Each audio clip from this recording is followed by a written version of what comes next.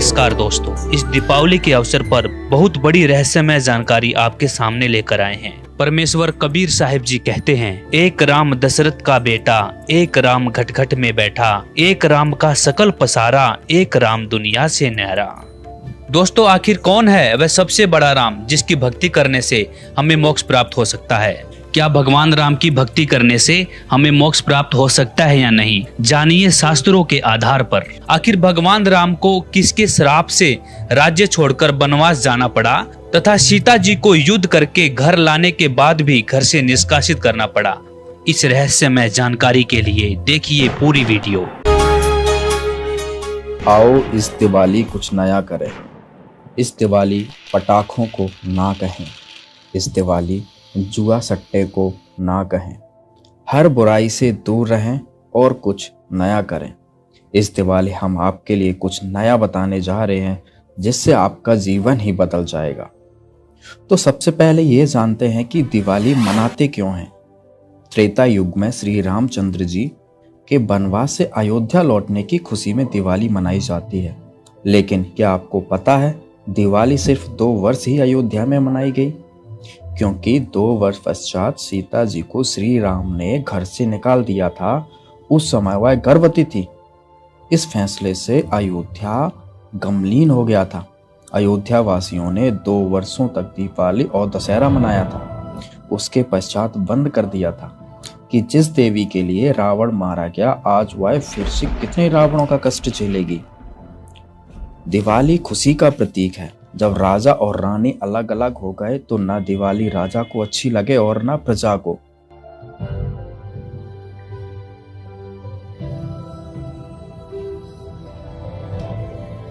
इसलिए दिवाली का पर्व उसी समय बंद हो गया था जो 2 वर्ष मनाया गया था। उसी आधार से भोली जनता यह पर्व मना रही है। अब आप खुद ही विचार कीजिए, क्या दिवाली मनाना सही है?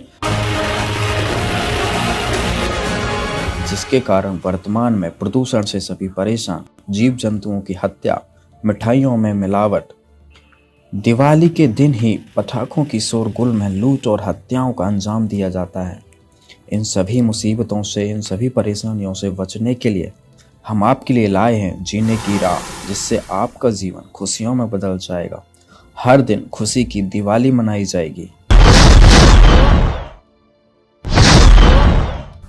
परमात्मा को पाना बहुत आसान है, सतलोक में जाना बहुत आसान है, लेकिन काल भगवान ने जो हमारे ऊपर ये अननेसेसरी बोझ लाद रखा है, जैसे 56 प्रकार की पूजाएं, नाना प्रकार की रीति रिवाजें जिनका कोई औचित्य नहीं, हम बेमतलब अपना समय व्यर्थ करते थे। जैसे होली मनाते हैं, दिवाली मनाते हैं, अब इसमें के फंड शुरू कर दिया, बम भटकावेंगे।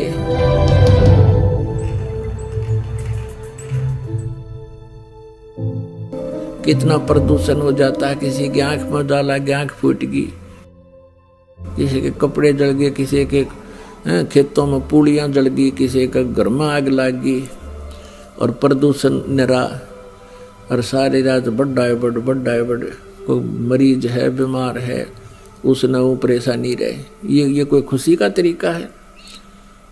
और फिर उद्देश्य क्या? बोला इस दिन भगवान श्री राम सीता ने लेकर आया था, दिवाली वाले दिन वापस आया था, और वह गई भी तो थी काटी उसने 2 साल बाद से। फिर वो क्यों ना मनाया जिस दिन वह माँ दुखी रही, सारी उम्र तंग पाई? इस एक दिन के दिवाली वाले दिन ने के दे दिया सीता जी को। आजीवन भटकती रही, एक जंगल में टाइम पास किया, 2 बच्चों को लेकर के रहती थी। तो ये काल ने हमें ऐसा बना रखा है कि हम या तो भक्ति करें, नहीं करें तो ड्रामा सा करें, बस फिर इनको डाल दे इसमें 84 लाख योनि। सीता जी को रावण की कैद से छुड़वाने के लिए भगवान ने कितना प्रयत्न किया, श्री राम ने, और करोड़ों व्यक्तियों की हत्या होगी सीता जी को रावण की कैद से छुटवाने के लिए। दिवाली किस उपलक्ष्य में मनाई जाती है कि श्री राम जी अयोध्या लौटे थे सीता जी को संग लेकर के। इसलिए उस खुशी में दिवाली दीपावली मनाने लगे, घर घर में दीप जगाने लगे। और कुछ ही दिनों के बाद सीता जी को स्वयं ही निकाल दिया घर से। उसका दुख कभी नहीं मनाया हमने। कहने का भाव यह है कि जो दिवाली मनाने का तरीका हमने अपना लिया ये बिल्कुल गलत है। दीपावली के दिन भगवान की कथा करनी चाहिए, ये बकवाद नहीं करनी चाहिए जो हम कर रहे थे। और सीता जी के वियोग का हमें दुख होना चाहिए। सारा जीवन बेचारी ने कहां ऋषियों के आश्रमों में भूखे प्यासे बिताया, पति कहां, पत्नी कहां, बच्चे कहां। तो ये कोई मर्यादा भी हम नहीं मानते और इन भगवानों के हम आचरण भी नहीं कर सकते, इनकी लीलाओं के भी आचरण हम नहीं कर सकते। कहने का भाव यह है कि ये जो परमात्मा था उसकी तो हमें जानकारी हुई नहीं, और जो भगवान नहीं थे उनको हमने प्रभु मान लिया। हम रोज दिवाली मनाते हैं, हम महीने में 6 दिन दिवाली मनावा, 3 दिन तो बरवाला मने और 3 दिन करोथा, 6 दिन दिवाली मनावा, रोज हलवा खावे और भगवान के गुण गावा, उनकी चर्चा करें, उनको याद करें और रोज दिवाली मनावा, सुबह शाम याद करें भगवानों को। हम 364 दिन बांटना देखा दिवाली मनाने की, रोज मनाते हैं दिवाली। ये वास्तविक दीपावली है और ये नहीं है तो हमें वो दीपावली कतई अच्छी नहीं लगती। संसारिक और कोई भी कार्य हमें ठीक नहीं लगता जिसमें भगवान की याद ना हो। बाकी तो मजबूरी है, पेट का धंधा वो करना पड़ रहा है, उसमें भी हम ईश्वर को भूल नहीं करते। इसकी खुशी मनावें, सीता जी के आने की खुशी और विछुड़न का गुम कतई नहीं। ये कैसे हो सकता है? तो यहाँ तो थोड़े से दिन तो खुशी तरह ही, बाद महीने, 2 महीने, 6 महीने, 1 वर्ष, और दुख रहा वो सारी उम्र बेचारी को। पुण्यात्मा, एक परमात्मा को छोड़कर, पूर्ण ब्रह्म को छोड़कर अन्य किसी भी देवी देवता की या किसी हम प्रभु की, ब्रह्म की साधना करते हैं, वो मोक्षदायक नहीं है। वो आपको जन्म मृत्यु के इस दीर्घ रोग से नहीं छुड़वा सकती। और जो हमारे प्रारब्ध के जो पाप कर्म हैं उनको भी पूर्ण परमात्मा ही नाश कर सकता है। नहीं तो आप जी के पास इतिहास है हमारे भगवानों का जिनको हम परमात्मा माना करते थे, जैसे श्री विष्णु जी, उनके अवतार श्री रामचंद्र जी, श्री कृष्ण जी। सत्संग में आपको बताया था कि वो भी अपने प्रारब्ध के कर्मों को समाप्त नहीं कर सके, उनको भोग कर ही समाप्त किया। भगवान श्री रामचंद्र जी पर जाता था कि ये सर्वेश्वर हैं, महेश्वर हैं, सर्वशक्तिमान हैं, सब दुखों का निवारण कर देते हैं। यानी विष्णु भगवान कहो, चाहे श्री रामचंद्र जी कहो या श्री कृष्ण जी कहो। तो हम ये सोचा करते थे कि ये भगवान हमारे दुखों का निवारण करते हैं, ये समर्थ शक्ति है। अब हमने राम की परिभाषा समझनी पड़ेगी, प्रभु की परिभाषा समझनी पड़ेगी, और हमने उन राम में से सिलेक्ट करना पड़ेगा कौन से राम की शरण में जाना है। अब जैसे ये श्रद्धालु कहते हैं, कोई प्रश्न करता है आचार्यों से, गुरुओं से, मंडलेश्वरों से कि क्या श्री कृष्ण अर्थात श्री विष्णु जी हमारे पापों का नाश कर सकते हैं? क्या वे जो श्राप दे दिया जाता है एक दूसरे को 3 ताप के अंतर्गत, क्या हमारे उन 3 तापों का वो नाश कर सकते हैं? तो कहते हैं कि हाँ, भगवान श्री कृष्ण अर्थात विष्णु जी हमारे सब पापों का नाश कर देते हैं। और प्रमाण के लिए कहते हैं, गीता जी अध्याय नंबर 18 के श्लोक नंबर 66 को बोलते हैं कि सर्वधर्मान परित्यज माम एकम शरणम व्रज अहम तवा सर्व पापे भव मोक्षामि मा शुच। पहले तो उनको ये पता नहीं कि गीता जी का ज्ञान श्री कृष्ण नहीं, श्री कृष्ण में प्रवेश करके ये ब्रह्म बोल रहा है, सरपुरुष बोलता है। और व्रज का माने आना नहीं होता, जाना होता है। अब गीता ज्ञान दाता सरपुरुष है, ये ब्रह्म है, और ये परम अक्षर ब्रह्म की शरण में जाने को कहता एकम। एकम माने जिसके बराबर दूसरा ना हो, अद्वितीय। उसकी शरण में जा, उसकी शरण में जाने से फिर तू मेरे सतर की जो पूजाएं हैं मुझे छोड़ दे, ये ब्रह्म कहता है। फिर मैं तुझे यहाँ कुत्ते गधे सूअर यानी कष्ट नहीं दूंगा, मैं अपना कर्जा चुका लूंगा। तो यहां पुण्यात्मा विचार करने की बात है कि श्री कृष्ण जी और श्री रामचंद्र जी और श्री विष्णु जी अपने श्राप को, अपने पाप को, कर्म दंड को नहीं समाप्त कर सके, नाश नहीं कर सके, उपासकों का कैसे कर देंगे वह?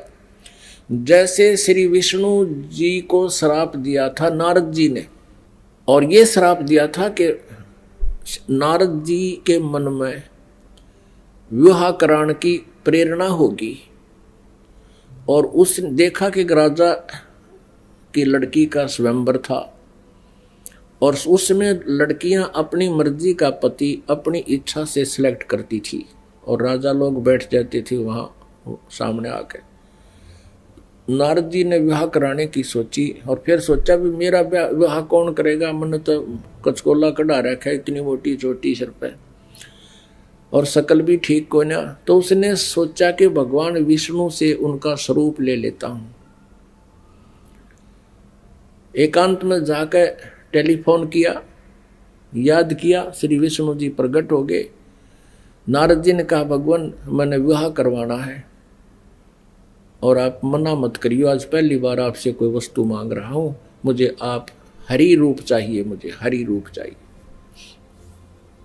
अर्थात आपका सुंदर स्वरूप मुझे दे दे। श्री विष्णु जी ने कह दिया तथास्तु। अब उसका बंदर का मुंह लग गया, बंदर का। हरि माने बंदर भी होता है। अब उसने सोचा नारद जी ने कि आज तेरे सुंदर कोई नहीं सभा में, और जाकर बैठ गया कुर्सी पर जच के। अब वह लड़की आई वरमाला लेकर, सामने देखा बालू बैठा। अब वह एक कदम पीछे से होकर आगे चली गई। नारद जी ने सोचा शायद लड़की की दृष्टि नहीं पड़ी मेरे ऊपर। वहां से उठकर एक और खाली चेयर थी, दूसरे लोग वहां जा बैठा। जो वहां से भी लड़की आगे निकल गई, नारद जी कहने लगे भाई यह अंधी है क्या? और दूसरे तो बोला, साथी ने उसको यो दिखा दिया दर्पण, अगर देख अपनी शकल तो देख ले, हमने डर लगे तेरे थे। तब उसने देखा जब दर्पण यानी अपनी शकल देखी, उसने बिना गिनती की गाली दे दी विष्णु भगवान को, नारद जी ने। और उसी समय विष्णु जी आगे और विष्णु जी के गले में वरमाला उस लड़की ने डाल दी। तब नारद जी ने विष्णु जी से कहा कि तू सचमुच धोखेबाज है, जैसे आज मैं एक औरत के वियोग में रो रहा हूं, एक जीवन तू सारा अपनी पत्नी के वियोग में रोएगा, तुम्हारा कभी मिलन नहीं हो पाएगा। उसी श्रापवश श्री विष्णु जी श्री रामचंद्र रूप में अयोध्या के राजा दशरथ के घर जन्मे। युवा होते ही विवाह हुआ, सीता जी के साथ विवाह होते ही वनवास हुआ। वनवास में तुरंत ही कुछ ही वर्षों के बाद सीता जी का अपहरण हुआ और रावण के साथ युद्ध हुआ। युद्ध के बाद घर ले आए सीता जी को, और एक धोबी के व्यंग से सीता जी को घर से निकाल दिया। आजीवन श्री राम और सीता जी का मिलन नहीं हुआ। पुण्यात्माओं, भले ही श्री रामचंद्र जी अयोध्या का राज करते थे, लेकिन जिस व्यक्ति का परिवार कहीं हो, उसकी पत्नी कहीं, बच्चे कहीं और वो कहीं,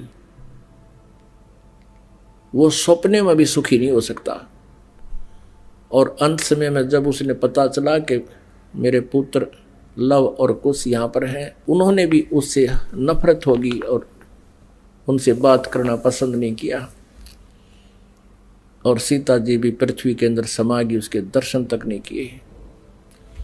पुण्यात्माओं, वैसे तो हम देखो ये भगवान माना करते थे, हमारी आंखें बिल्कुल बंद हो चुकी थी ज्ञान वाली।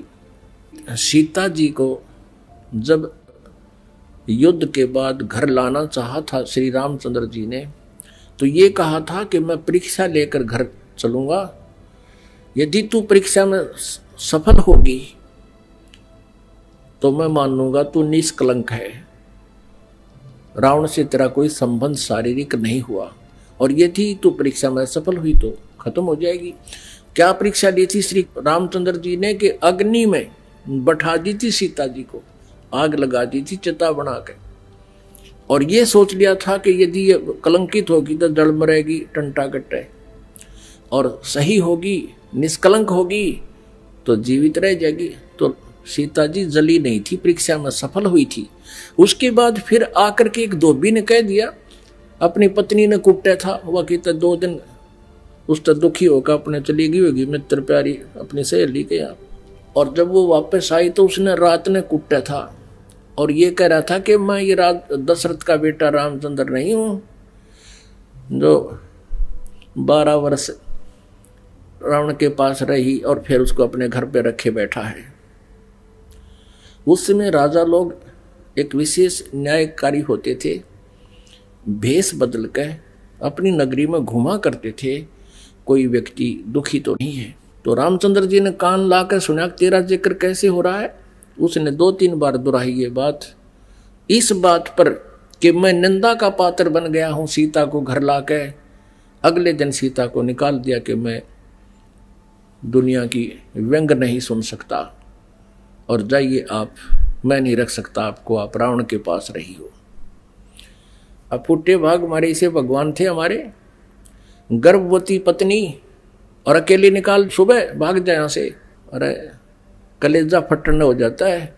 आदमी अकेला निकाल के देखो, वो तो एक औरत की जाति थी, कहाँ जंगल में जावे, और कहते हैं झाड़ झाड़ बैरी होता है स्त्री का।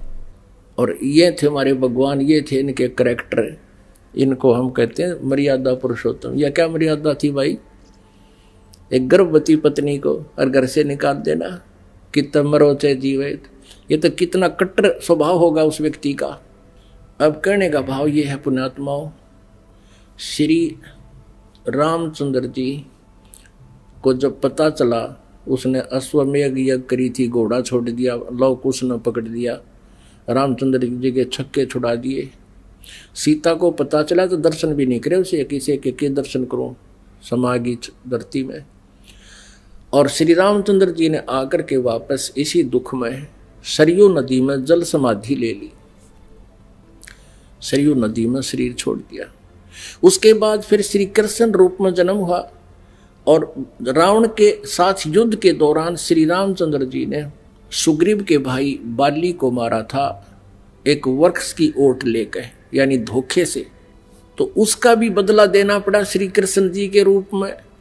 वही विष्णु वाली आत्मा श्री कृष्ण जी हुई और बाली वाली आत्मा यानी राम वाली आत्मा श्री कृष्ण रूप में द्वापर में जन्मे, और बाली वाली आत्मा एक शिकारी बना और उसने एक विषाक्त तीर बनवा लिया और श्री कृष्ण जी के पैर में तलवे में तीर मार दिया विषाक्त, जिसके कारण उसकी मृत्यु हुई श्री कृष्ण जी की। श्री कृष्ण जी ने जब पूछा उससे, उस पारधी से, शिकारी से, शिकारी ने भगवान से कहा कि हे राजा, हे राजन, मेरे से गलती धोखे से आपके पैर में तीर लग गया।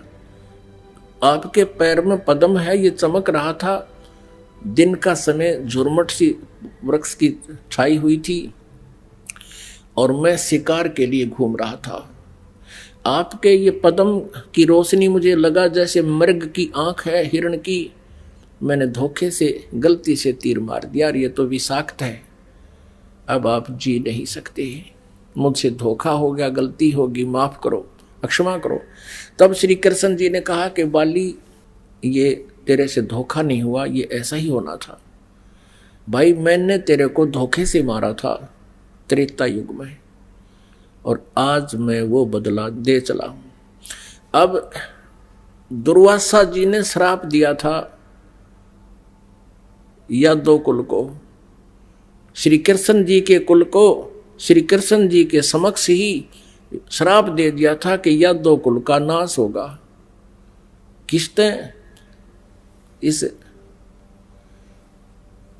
श्री कृष्ण जी का पुत्र प्रद्युम्न एक लड़की का स्वांग बनाकर पेट पर, गर्भवती लड़की का, स्त्री का स्वांग बना करके पेट पर लोहे का कड़ा बांध के ऊपर के गुजरियां वाले औरतों वाले कपड़े पहन के और एक नकली पति बनाकर दुर्वासा के पास गए थे उसे मजाक करने के लिए। और ये पूछा था कि हे ऋषि, सुना है आप भूत भविष्य वर्तमान की सभी बता देते हो, त्रिकालदर्शी हो, बताइएगा इसके लड़का होगा या लड़की। तब दुर्वासा ने ध्यान से देखा कि तो बकवाद कर रहे हैं। कह दिया था कि इससे तुम्हारा यादव कुल का नाश होगा। और दुर्वासा के श्रापवश 56 करोड़ यादव आपस में लड़कर मर गए और श्री कृष्ण जी भी उसी कढ़ाई के तीर से मरा जो शिकारी ने बना रखा था लोहे से। अपने आत्मा जब श्री कृष्ण जी, श्री रामचंद्र जी और श्री विष्णु जी तीनों रूपों में वो स्वयं हैं, वो अपने भी श्राप को यानी कर्म के दंड को नाश नहीं कर सके तो श्रद्धालु के कैसे कर देंगे। एक भक्त ने प्रश्न किया कि क्या श्री कृष्ण यानी विष्णु जी में कोई शक्ति नहीं है?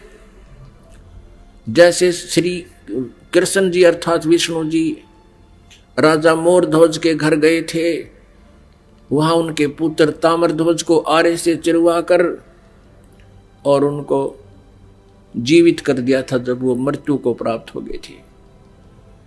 पुण्यात्माओं, कबीर परमेश्वर जी ने फिर ये इसका उत्तर दे रखा है, क्योंकि श्री आदरणीय धर्मदास साहब जी ने भगवान से ये प्रश्न किया था कबीर जी से कि हे भगवान, हमने सुना है श्री कृष्ण जी ने मोरध्वज राजा के पुत्र को आरे से चिरवा कर वो मृत्यु को प्राप्त हो गया था, उसको जीवित कर दिया था, और आप कहते हो कि ये समर्थ नहीं है, ये कोई परिवर्तन नहीं कर सकते। भगवान, ये क्या छोटी बात है? तब परमात्मा कबीर परमेश्वर जी ने कहा था कि धर्मदास, जब महाभारत के युद्ध में और अभिमन्यु की मृत्यु हो गई थी, जो सुभद्रा पुत्र थे, और सुभद्रा श्री कृष्ण जी की सगी बहन थी, श्री कृष्ण जी अभिमन्यु को जीवित नहीं कर सके, वहीं पर वे विद्यमान थे। अब धर्मदास साहब ने पूछा कि हे भगवान, कारण क्या था? तब परमेश्वर कबीर जी ने कहा कि ये भगवान आपकी आयु और श्वास को घटा बढ़ा नहीं सकते। अभिमन्यु की आयु इतनी थी, उसके प्रारंभ में ये परिवर्तन नहीं कर सकते। सुभद्रा रोवे थी, भगवान श्री कृष्ण रोवे थे अपनी बहन के दुख में, पांचों पांडव रोवे थे और उनका कुल नाश हुआ था। तो वहां थी समर्थता दिखाने का समय, वहां था, उसको जीवित कर देते। और वहां क्यों जीवित कर दिया ताम्रध्वज को? क्योंकि उसकी आयु शेष थी, उसके श्वास शेष थे। इतनी क्षमता इनमें है कि इन टूटे फूटे शरीर को ये ठीक कर सकते हैं, लेकिन श्वास नहीं बढ़ा सकते, कर्म दंड को ये समाप्त नहीं कर सकते। तो परमात्मा ने कहा, तुम कौन राम का जब तेजापम, तात कटे न ये तीनों तापम। तुम किस राम का भजन करते हो, जिस कारण से आपकी साधना से, आपके द्वारा बताए गए इस मंत्रों से आपके अनुयायियों को लाभ नहीं हो रहा। आप उन भगवानों की भक्ति कर रहे हो जो आपकी किस्मत में लिखे हुए उन पापों का वो नाश नहीं कर सकते। और वेद बताते हैं परमात्मा घोर पाप भी नाश कर दे। तो इससे सिद्ध है आपको वो परमात्मा मिला नहीं है जिसकी तरफ वेद संकेत करते हैं। इति सिद्ध। वो परमात्मा कौन है? यजुर्वेद अध्याय नंबर 5 के और श्लोक नंबर 32 में कहा है, उसी कसी माने वो पूर्ण शांतिदायक है। गीता अध्याय नंबर 18 के श्लोक नंबर 62 में गीता ज्ञानदाता कहता है कि अर्जुन, तू सर्वभाव से उस परमेश्वर की शरण में जा, उसकी कृपा से तू परम शांति को और सनातन परम धाम को यानी शाश्वत स्थान को, अविनाशी स्थान को, सत्यलोक को प्राप्त होगा, परम शांति को प्राप्त होगा। अब वेद क्या बताते हैं? यजुर्वेद अध्याय नंबर 5 श्लोक नंबर 32 में कहा है, उसी कसी यानी जो पूर्ण शांतिदायक है। कबीरसी वो कबीर है, वो कबीर परमात्मा है। वेदों में उसको कबीर देव कहते हैं, हम उसको कबीर साहब कहते हैं, और कुरान शरीफ में उसको अल्लाहु अकबर कहा है। वो कबीर असी बमभारी असी, वो कबीर परमात्मा है जो बमभारी माने बंधनों का, अरी माने शत्रु, जो बंधनों का शत्रु है। अंगारी असी जो पाप नाशक है, पापों का शत्रु। अग माने पाप, अरी माने शत्रु, जो पापों का शत्रु है, जो पाप नाशक है। और बमभारी जो कर्म बंधनों, जो हमारे, क्योंकि हम संस्कार से यहाँ फंसे हैं, हमारे संस्कार यहाँ पर हैं, तभी हम उन संस्कारों से जन्म मृत्यु में लगे हुए हैं। कभी किसी से हमारा संयोग है, किसी के हम पुत्र बन गए, किसी की पुत्री बन गए, किसी के पति बने, किसी की पत्नी बने। तो ये संस्कार हमारे जो हैं, इनके कारण हम बंद में हैं, और ये काल की बंद है, कैद है, बंदी ग्रह है। तो फिर परमात्मा खुद बताते हैं कि बंदी छोड़ हमारा नामम, अदर अमर है अस्थिर ठामम। अमर करूं सतलोक पठाऊं, ताते बंदी छोड़ कहाऊं।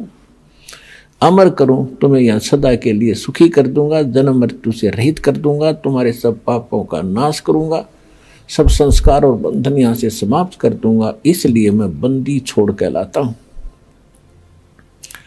अनंत कोट ब्रह्मांड में बंदी छोड़ कहाँ आए, सो तो एक कबीर हैं जो जननी जने नमाए। आदरणीय गरीबदास साहिब जी गांव छुड़ानी जिला झज्जर वाले, हरियाणा वाले को परमात्मा मिले थे। 10 वर्ष की आयु थी तब उनकी।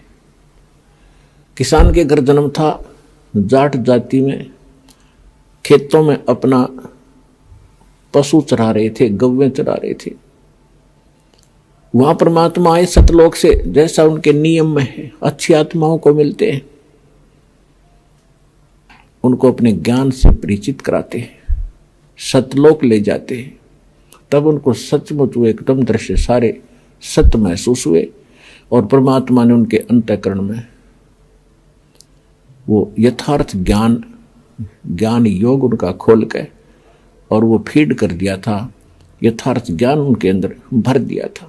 परमात्मा के ज्ञान से, परमात्मा के से प्राप्त दिव्य दृष्टि से गरीबदास साहिब जी ने फिर बताया, अनंत कोटि ब्रह्मांड का एक रति नहीं भारे, सतगुरु पुरुष कबीर हैं ये कुल के सिरजनहार। यानी हमारे सदग्रंथ बताते हैं कबीर इज गॉड, आंखों देखा वो महापुरुष बताते हैं Kabir is God. Who Kabir, वो कौन कबीर? अनंत कोट ब्रह्मांड का एक रति नहीं भारे, सतगुरु पुरुष कबीर हैं ये कुल के सिरजनहार। हम सुल्तानी नानक तारे, दादू को उपदेश दिया, जात जुलाहा भेद न पाया, वो काशी माहे कबीर हुआ। अब स्पष्ट भी कर दिया कि हु कबीर, जो काशी में जाति जुलाहा धानक रूप में रहा करते थे, वो है वो भगवान सिरजनहार। गरीबदास साहिब जी कह रहे हैं कि मुझे और अब्राहिम सुल्तान अधम, एक मुसलमान राजा था